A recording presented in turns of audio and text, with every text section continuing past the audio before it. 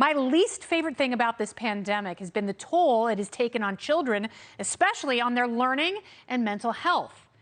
My favorite thing is how the statist brutes who run teachers' unions have exposed themselves as uncaring frauds, and how these extremist nut jobs don't give a rip about your kids. Enter the unstable Cecily Maillard-Cruz, the head of UTLA, the teachers' union representing the second biggest city in America, Los Angeles. Her head is so far up her own honey hole, she can hear the bees buzzing. Of learning loss in the pandemic and the toll on kids, she said this, quote, "Our kids didn't lose anything. It's okay that our babies may not have learned all their times tables. They learned resilience. They learned survival. They learned critical thinking skills. They know the difference between a riot and a protest. They know the words insurrection and coup." Oh, what a bunch of condescending hog slop. There's no such thing as learning loss genius. Then why are teachers' unions so opposed to testing kids to see if they're anywhere near grade level after sitting in their rooms for a year and a half? Because the results would be a stinging indictment against these cartels that show what an incredible disservice remote learning has done to some of the most vulnerable members of society. Our babies aren't the only ones missing their times tables. You anachronistic hack, so are our adult high schoolers. This is the ogre who pushed to limit Zoom teaching to just 4 hours a day. More time to rosé, teachers. And UTLA had the gall last year to demand defunded police, shuttering public and private charter schools, fully housing the homeless, and Medicare for all before they would allow their membership to step foot back in the classroom. This Cat 5 authoritarianism might float in the myopic union fart bubble, but parents are done with the militant hags turning our kids into propagandized commie activists. During the pandemic, 2.6 million students have switched to homeschooling for a variety of reasons. Maybe to create specific learning plans based on need, to end the god-awful virtual time suck, and sometimes to keep their kids safe from viruses, both physical and intellectual. 8.7 million kids are making the shift to private schools because people like Randy Weingarten and Cecily Maillard-Cruz are only in it for the money. They hate our kids so much. They held them hostage until the federal government coughed up $180 billion so your precious cargo can become illiterate Antifa members. Thanks, teachers' unions. Now go suck an egg and let school choice do the work. And that's the memo. UTLA wants to call the shots, literally. In a recent proposal, the union is now calling for a vaccine mandate and for all eligible students and tightening quarantine guidelines. If anyone gets sick, the whole class would have to stay home in lockdown and Zoom maybe 3 hours a day. Teachers would have no other choice but to sit around and drink their sorrow away. Sounds fun, right? So how can the union president possibly claim this is good for students? You know how? She doesn't care about students. The man panel is back. Jason Meister, Dave Smith, and Richard Fowler. Jason, I will start with you. How wrong am I here, Jason?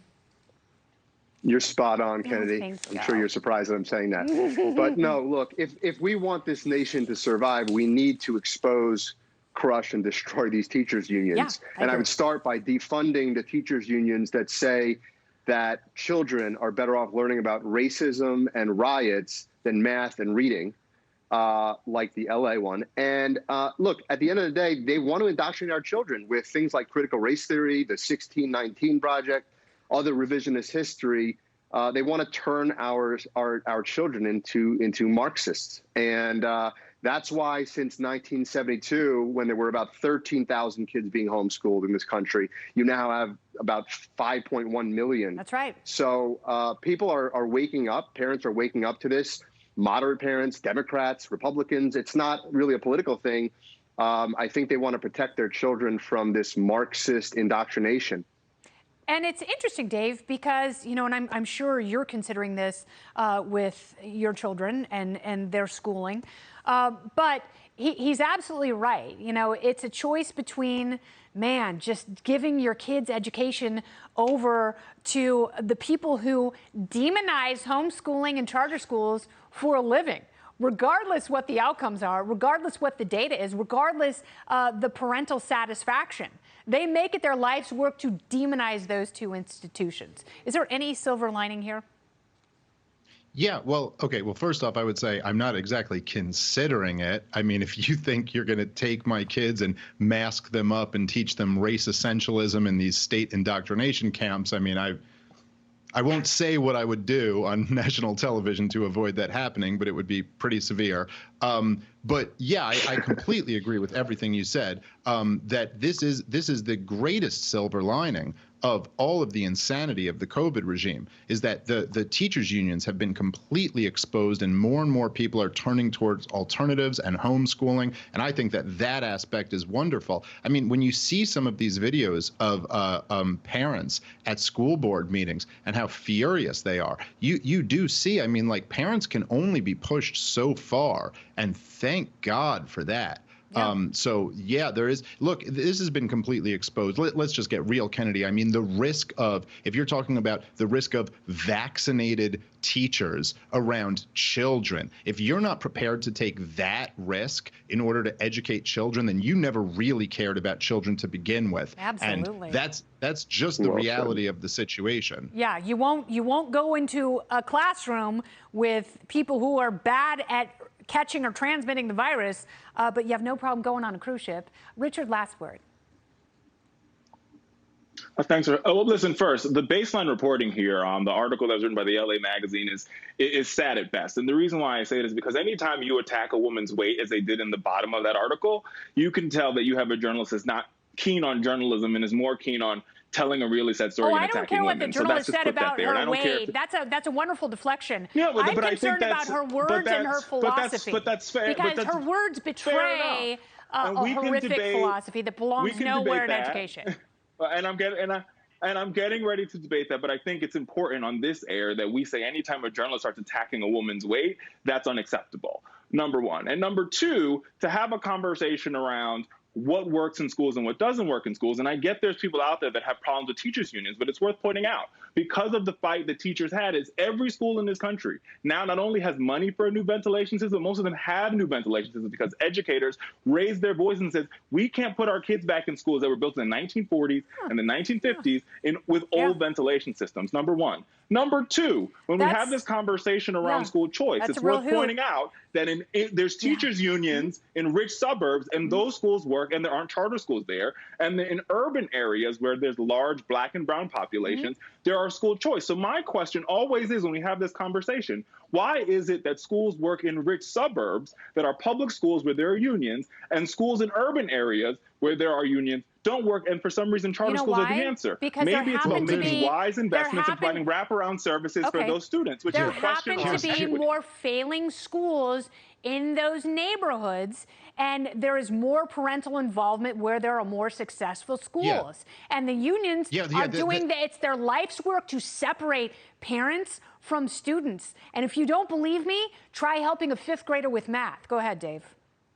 Yeah, well, to answer the question, I'm not sure the actual reason why, okay. well, the reason why the public schools in wealthy neighborhoods do a lot better is because they raise enormous amounts of money from the PTAs. And that's just the reality of the situation. And they work around all of these rules where you're not allowed to hire, so it's a question about equity. Subjects. No, it's not a question about equity. It's a question about It is a question about equity. No, because you can look at those failing schools and still get a lot of money, and they still have the same outcomes. So it's not about equity because hold on. If you look at DC or Los Angeles and the spending per pupil, it has gone up and up and up. And the crappy schools, they are not allowed to close. You can't fire bad teachers. You can't fire bad administrators. You know what they do? They hire more administrators. But that's the same policies that these quote-unquote policies that you hate about the unions are the same policies that exist in white the unions are the ones who keep bad teachers employed. If parents are more involved in who gets hired, which principal gets hired, and what the curriculum is, you're going to have better outcomes. Look, I live in Washington, D.C., and there's schools that don't have school nurses. There's schools that don't have guidance counselors. There's schools that don't have social workers. In the suburb, Fairfax County, just a couple miles from my house, there are social workers. There are guidance counselors. There are school nurses. These have a direct impact on how the kids perform. That is a question of equity. Period. No, but here's the thing, right? It's not. It's not a question of equity. It's a question of school choice. That's a question of equity. If one student is getting a school nurse and another student isn't, that is a question of equity. If you live in a bad neighborhood, you shouldn't be allowed to choose a better school. That's real equity, Richard. All right, we got to go. Jason, Dave, and Richard, but it's a false choice if you could choose your neighborhood school. This was so much fun. You can keep talking during the break. Thank you all. I love you. Thank you, Kennedy. No, you're welcome. No electricity, no tap water, no gasoline for weeks. That is the situation in Louisiana after Hurricane Ida.